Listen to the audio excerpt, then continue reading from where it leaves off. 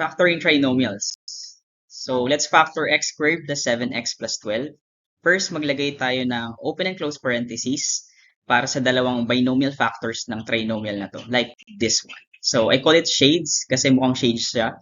So, we write the factors of x squared sa una as the first term of the first binomial and the first term of the second binomial. It looks like this.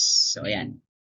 Gumagana lang to kapag si x squared ay may coefficient na 1 or kapag wala ka nakikitang katabi niyang number.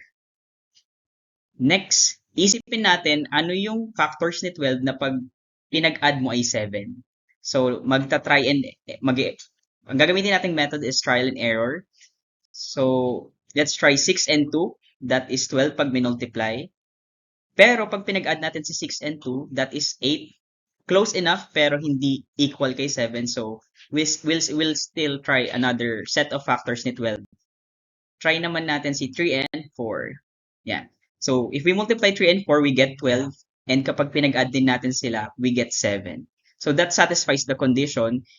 Ngayon, kaya ko lang nilagay yung sign nila dyan. As you can see, plus 3 plus 4.